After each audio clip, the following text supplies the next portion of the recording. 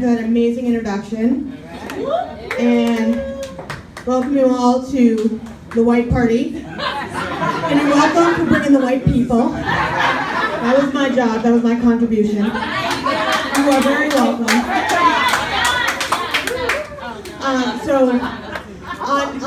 On a lot of my comedy stuff, I introduce myself as Linda Melanie, but I'm actually Dr. Linda Nickel. Woo! Thank you. Half of my office is here. If you're a doctor, you work in my office, raise your hand. Thank you for coming out. Like, one hand is going up, but Shaska's like, I'm not getting made fun of again. Poor Shaska. But anyway, so I am Dr. Linda Nickel, and some of you may recognize me from the office, and some of you may recognize me from your last pap smear. Either way. The gentleman in the room may recognize me from J-Date, because I know you're all on it. On J-Date, I describe myself as a 38-year-old single Jewish physician, which makes me J-Date Gold. I am the perfect son-in-law. Now, the only problem with that is the obvious one, which is that I'm a chick. So in order, as a woman, for me to get the same sort of really robust response, I would have to describe myself as a 21-year-old bisexual heiress to a brewery fortune with a double-jointed vagina. And ladies and gentlemen, I can make a vagina joke because I am actually an OBGYN. And for those of you in the room who've never seen a vagina before, and you know who you are, that stands for obstetrician gynecologist. A lot of my friends like to make fun of me. They call me a vaginacologist. I don't like that. I prefer to think of myself as a dog in a box.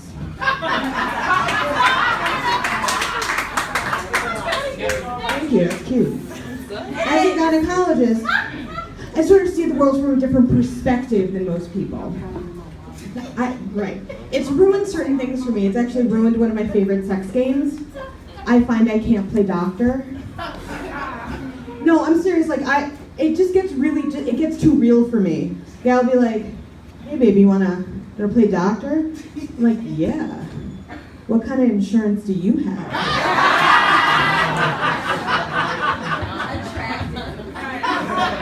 You got Cigna? Damn, that's some good coverage. Why don't you take off all your clothes, put on this paper gown, wait for me in this cold room, and I'll be back in about an hour. That's sexy. Like I said, it ruins things. It gets really too real. It's ruined certain television shows for me. I can't watch that show. What is it? Like TLC's 19 Kids and Counting? Any of y'all watch that show? No. Right. Why would you watch that show? I, on the other hand, enjoy that show. Right? I used to hate it. I used to be like you, 19 kids. Who wants to watch a show about a woman with 19 kids, right? And counting. And then I started watching that show, and I started thinking about that woman's obstetrician and how he got paid for 19 deliveries. That man or woman just paid off his student loans and bought a Lamborghini. And then because I'm a sick individual, I think that after 19 deliveries, he can park his Lamborghini in that woman's vagina.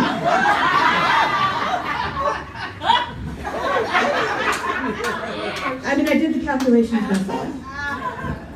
Now, I want to get up here, and I bought this dress new for the white show. 40% off because I'm Jewish and that's my culture. Thank you. And I was excited to get a new outfit because I actually just lost a bunch of weight. I lost about 40 pounds. Keep clapping that. Keep it up. Keep clapping. Keep going. Y'all just burned 10 calories. Congratulations. You're here with me. But it was weird because you lose weight, and a couple of people actually said some really negative things to me. One of the women in my family, she goes to me, Linda, it looks like you lost a lot of weight. I was like, thank you. She goes, no, are you okay? Is it cancer? I'm like, Jesus Christ, is it cancer? No, it was salad. This woman at work, she goes to me, she was like, oh my God, Dr. Nickel, congratulations. I was like, thank you. She goes, when did you have the baby? Did you fire her? You can only fire downward, dear. I said, oh my God, I said I didn't have a baby. But then I thought to myself, I was like, wow, you should be ashamed of yourself. Because you thought I was pregnant, and you didn't even get me a gift? Dude, I may be fat, but you're a cheap bitch. You know? It was like, you lose weight, and I did the exact same thing that, any of you would do, which is I went to go see my gynecologist, and I told her, I needed birth control, because apparently a little known side effect of weight loss is you get laid a lot more frequently. And I said to my doctor, I said, I wanted birth control pills. And she said, Linda, at your age, why do you really want to be on birth control? I said, because I have two really painful gynecologic conditions. One of them is menstrual cramps, and the other one is hope. So, I'm putting myself out there, I'm in the dating world, and, I'm on all the sites. I'm on JDate, I'm on Match, I'm on Tinder, and I like to think, when I'm on the ones where you have to swipe, I like to think of my ovaries as they're aging, as like the cartoon like devil and angel on my shoulders, where like the right one is like the good egg, and it's like encouraging me to like make good decisions, like make this egg worthwhile. Pick guys who look like good providers, who have symmetric features, who can chew with their mouth closed. I'm like, okay. And then the left ovary is like, we don't have a lot of time. And that ovary thinks of every guy I meet as like the last lifeboat off this Titanic. And she's like, don't be so damn picky. He has a lazy eye? Fine, you look better from the left. You do. That guy, he's a hunchback? Fine, we'll have a theme wedding in Notre Dame. It's gonna be amazing. Super French. Make it work, girl. Make it work. Yep. That guy, he's got a family history of Tay-Sachs. At least you know he's Jewish. Yeah, that's ours. So, I used to try to sort of like date other Jews, but then I found that was like really restrictive, and I tried to be more open-minded. So I started dating other groups of people, and one of my favorite groups of people to date are actually anti-Semites. You laugh, but think about it, it makes sense. You're already familiar with all of our customs and traditions. They know our major holidays, Rosh Hashanah, Yom Kippur, and the Macy's one-day sale. And when we go out to dinner and he pays for it and I don't put out, I don't have to feel bad. Because fuck you, you anti-Semite, you should have seen that coming. I'm actually not in a really good place with relationships right now. Like, I really hate meeting people. Like, you go through this whole like stage of meeting someone and they're like, well, what's your number? Like, I say, like, how many vaginas have you been in? They'll say something like, I don't know, like 25. You're like, okay. I'm like, why? What's your number? I'm like, I don't know, like 5,000 this year? He's like, what? I'm like, I'm a gynecologist. I've been more vaginas than Tampax. But don't you ask me how many dicks I've seen, because it's none of your business. Right. But actually, I recently ended a relationship with somebody. He was a lying liar, full of lies, with serious mental issues. Or as he used to like to say, I'm a spaceship. Yeah. And breakups are hard because you have to get rid of all their pictures, you have to get rid of all their stuff, you have to change their Wi-Fi password, you have to get rid of all their Valtrex and replace it with Tic Tacs. It's a lot of work, right? And then, I go out and, I'm trying to like meet new people, whatever, so I changed my Facebook status and it was like, Linda and Ken are no longer in a relationship. And Facebook is amazing when you break up with people. Facebook is like, would you like to untag yourself from Ken's photos? Yeah. I'm like, yes, I would. Yes, I would. And Facebook is like, would you like to block Ken? I'm like, yeah, Facebook. Yeah, I want to block that guy. Yeah, block him.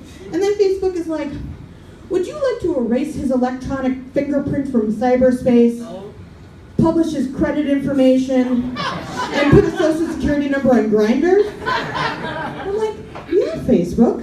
Yeah, I want to fucking do that. And Facebook is like, no problem. I checked your preferences. Shoes are already coming from Zappos. You have a good night. I'm like, Facebook, you are my best friend. Oh my God. It's so good. Holding it down. Holding it down. So, I'm putting myself back out there. and I recently started seeing someone new. It's going really, really poorly. So we recently had this, this sort of conversation where it's like, I want to know, like, are we in a relationship or are we not? I mean, like, dude, like, shit or get off the pot. I was like, wait a second. In this analogy, shit or get off the pot if you're in a relationship with me means that if we're in a relationship, I'm the toilet, and you're taking a shit on me because you love me. And if we're not in a relationship, then I'm a toilet that you are not shitting on. And the best that I could hope for is that there's a line of guys outside waiting to shit on me because they love me. And we all know that guys are full of shit. So I was like, this is not an analogy that I think we should use anymore. So he was like, listen, I don't want to be in a relationship, but I think, I'd really like to be friends. I was like, that's not how you make friends. Maybe not. Like, maybe you missed that day in kindergarten. You make friends by, like, holding hands and sharing snacks. You do not make friends by dumping a girl 5 minutes after she gave you the best head of your life. Okay? You do not do that. And that being said, giving you a BJ is not the basis of an enduring and deep friendship. Because if it was, I would have swallowed. Right? I'd just like to say that I think it's wonderful that we're at this white party, and my mother's been waiting for 38 years for me to be like up here in a white dress. But I don't think she saw it going down quite this way. I'd be up here in a white dress talking about all the BJs I get. So hi, Mom. And Dad. And my mentor from medical school. You're welcome. So since I brought all the white people here, I thought I would talk, this is like my last 2 bits, I would talk a little bit about how white my parents are. Right? Like, how white are your parents? My parents are so white, they pay people to check their privilege for them. My parents are so white, they think using whiteout is a racist microaggression. They are so white, they think having good credit is cultural appropriation. And they are so white, if I asked them if they woke, they said no, they drove.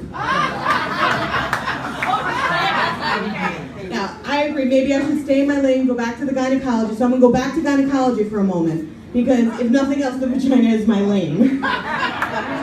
So I'm gonna do a little interactive sort of thing. So I'm gonna tell you some common gynecologic problems, and I need you as the audience to ask me for help.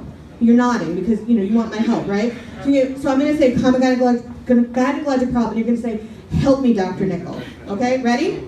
Help me, Dr. Nickel. Great. Okay, common gynecologic problem number 1. Dr. Nickel, it hurts when I have sex. Help me, Dr. Nickel. This one's easy. Stop having sex with so many black guys. You might consider trying a Jew or an Asian. Side effects include waking up to find your taxes done and your computer fixed. You're welcome. Common gynecologic problem number 2.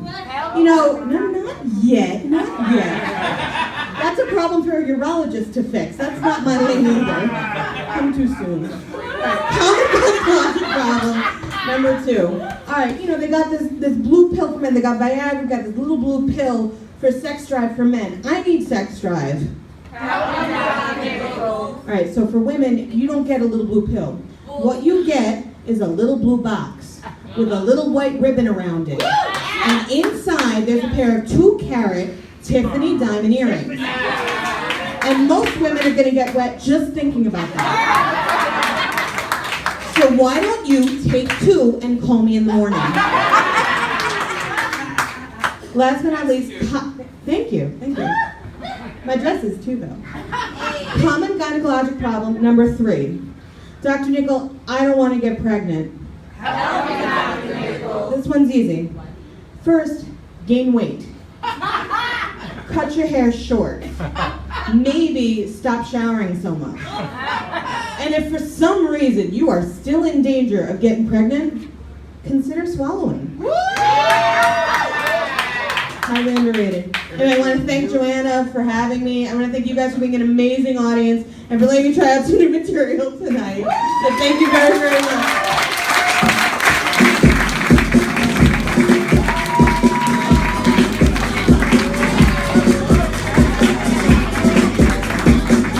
Keep it going for Dr. Nichols!